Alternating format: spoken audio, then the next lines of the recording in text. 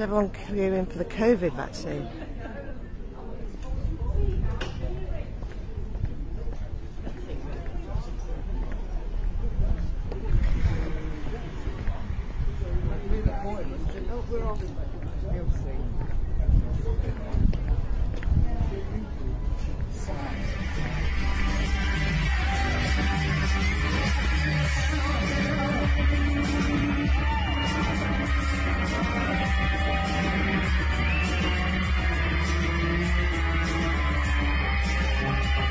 Révélation mes amis, on apprend que Mohamed Merah, le terreau qui a liquidé 7 personnes à Toulouse en 2012, travaillait en vérité pour les services de renseignement mes amis. Et il a fallu 13 ans pour que le juge anti-terreau parle. En effet mes amis, et cette séquence vidéo elle date d'il y a quelques jours. Marc Trévidic, juge anti-terreau nous parle de l'affaire Mohamed Merah qu'il lie très clairement au service de renseignement français. Écoutez bien. En 2012, on a dit n'importe quoi aux Français. Ça a été présenté faussement à l'époque en 2012 par les services de renseignement. On n'était pas loin des élections et c'était une juge Frassini à l'époque qui a voulu présenter comme un loup solitaire, je reprends son expression, donc indétectable. Alors ce n'est pas exact pour Mohamed Merah qui était dans une famille tous radicalisée à Toulouse, connue de tout le monde, qui est allé rejoindre Mohamed Karsalaoui au Waziristan pour avoir une formation militaire. Donc il n'était pas indétectable, il était parfaitement dans la détection. Simplement, ils ont pensé qu'ils pourraient, ils l'ont débriefé en renseignement, ils ont pensé qu'il pouvait être utile, qu'on pouvait le retourner potentiellement. Donc ils ont menti pour se courir.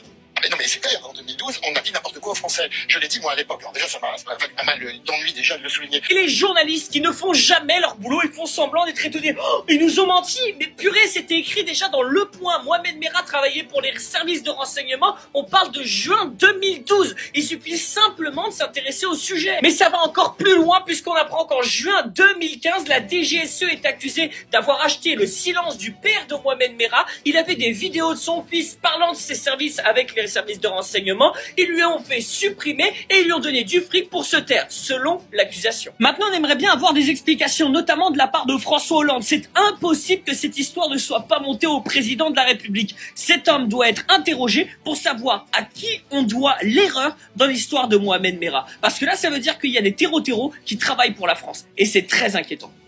Faites sonner le corps, faites sonner le corps. Sunate Lugo dans Stubaese, un village en Corse du Sud, à Quascara. Il y a une femme qui vient à peine d'arriver, elle a posé les bagages hier, ça va. Elle a fui la misère de son pays, qui est pas si loin que le nôtre, pour vivre dans un village. Et la première chose qu'elle a voulu faire, porter plainte pour faire retirer une croix chrétienne à l'entrée du village. Comme il y en a dans 100% des villages en Corse, et même dans nos montagnes. Tu montes à 2000 mètres, là, comme je l'ai fait il y a 2 semaines. Il y en avait 2 de croix, pas une, 2. Elle, à peine elle arrive, là, ça y est, elle veut tout changer, elle veut tout, voilà. Qu'est-ce que tu veux? Tu veux quoi? Tu veux effacer notre histoire? Tu y arriveras pas. Tu y arriveras pas. Et après, qu'est-ce qui se passe? Le village se mobilise. Bravo à vous. Il n'en faut pas plus. Et après, tu te cloîtres, comme on m'a dit. Tu te cloîtres chez toi. Voilà, tu as peur. Voilà, une fois que tu vois le village qui sort les fourches et les torches, hein, le feu, je reste à la maison. Eh oui, mais il faut être complètement stupide. Tu viens chez nous. Si tu viens chez nous, que tu embrasses l'histoire de la Corse, le peuple corse, sa culture et ses traditions, bienvenue, on dit. Mais sinon, reste où tu es. Ne viens pas. Ne viens pas, parce que tu vas rien changer ici. La foi chrétienne, c'est ancré au plus profond de nous. Voilà, la Corse, elle est à 99% chrétienne. Et toi, tu arrives, il faut enlever les croix. Mais la croix, elle est plus chez elle que toi. C'est ça le truc. Donc là, la mobilisation a été très forte. Il y a eu 200 ou 300 personnes aujourd'hui qui ont été devant cette croix pour revendiquer et dire non, la croix, elle bougera pas. Bravo à vous. Voilà, en Corse, il n'en faut pas plus, hein. Beaucoup de choses ont changé dans le monde, mais en Corse, on est encore très solidaire. On est très attaché à la terre. Tu vois, la terre, on veut la bouffer, la terre, tellement on est attaché à notre Corse. Et que dès que tu y touches, dès que tu veux changer quelque chose, de suite, on n'accepte pas. Donc les personnes qui fuient la misère pour venir s'installer ici, mettez-vous bien une chose dans la tête, si vous voulez changer notre histoire, c'est mort. Il est morte. Ok? Donc cette dame, si elle est intelligente, elle va pas y rester trop longtemps en Corse. Parce que là, c'est en train de monter crescendo, il y a tout le monde qui est en train de se mobiliser, et je pense que les gens vont se battre, même s'il faut rester accroché à la croix, se menotter dessus pour pas qu'elle bouge, ils vont le faire. Donc madame qui vient de je ne sais pas d'où, Et les prochaines personnes qui viendront, parce qu'on le sait, vous fuyez la misère, vous venez chez nous, et après vous êtes content. Tu vois, on est bien en Corse, hein. On peut se promener tranquille. Voilà, moi je suis une fille toute seule, il est minuit, je me promène, il y a personne qui m'embête, hein. C'est agréable. Mais si tu nous apportes la misère de chez toi pour que ça se passe comme chez toi après ici, eh ben là on n'est pas d'accord. Donc, la croix chrétienne qui est à l'entrée du village de Kouaskara, elle va y rester à la vie, à la mort.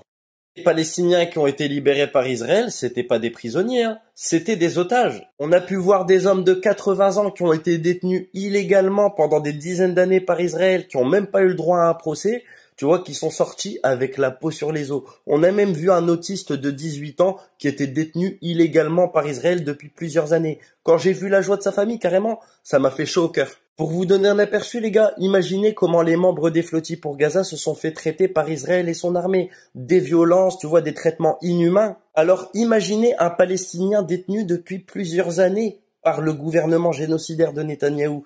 On en a vu, hein, sortir avec le visage marqué, la peau sur les os. Tu vois, on aurait carrément dit qu'il venait sortir d'Auschwitz. Tu vois, les camps de concentration, carrément. Bref, vous connaissez, hein, la presse française, les médias français, malheureusement, ils sont gangrénés par l'entrisme sioniste. Ils sont là pour faire les serpillères de Netanyahou. En tout cas, ça fait du bien de voir des images comme ça, de voir la population palestinienne, tu vois, se réjouir malgré tout ce qu'ils ont vécu.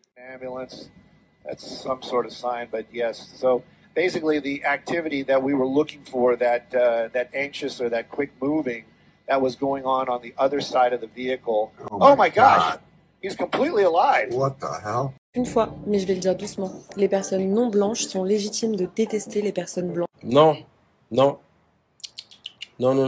Déjà, t'es qui, toi, pour parler en notre nom? T'es qui? Hein? Et viens pas essayer de te servir des personnes non blanches. Là, l'autre, là, qui vendait son cul sale, elle a essayé de faire la même chose. Et elle vient aussi. Non. T'es misandre, tu détestes les hommes, déteste les hommes. Mais viens pas chercher les personnes non blanches pour essayer de légitimer ton point. Non. Ça... T'es qui pour parler en notre nom? T'es qui? On va pas faire d'amalgame, on va pas tout mélanger ici. On va détester les personnes racistes, les personnes blanches racistes. Et on va pas mettre les blancs dans le même panier. On va pas dire les blancs. Non, on va détester les personnes blanches racistes, tout simplement. On va individualiser les responsabilités. On va pas mettre tout le monde dans le même panier. Ça marche pas comme ça et ça se passera pas comme ça. Va te faire foutre. Ouais, va te faire foutre. T'es là, tu parles en notre nom comme si on t'avait demandé quelque chose. On t'a rien demandé. Va détester les hommes là où t'es, mais on t'a rien demandé.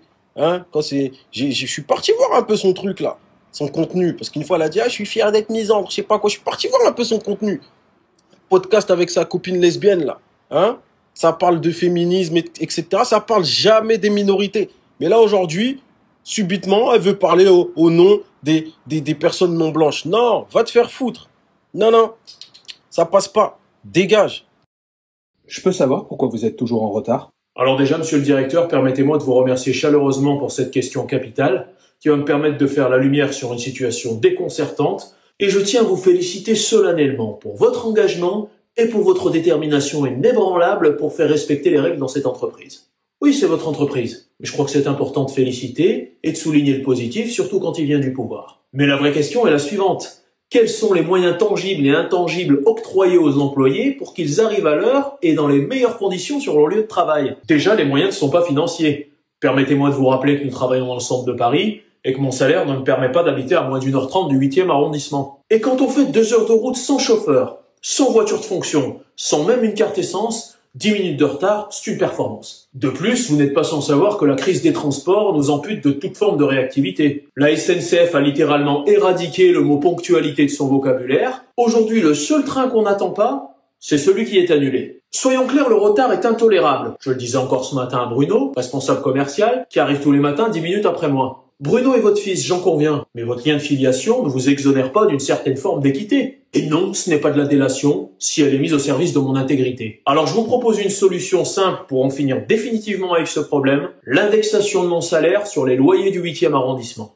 Parce que la ponctualité, monsieur, a un coût, que je ne peux plus assumer seul.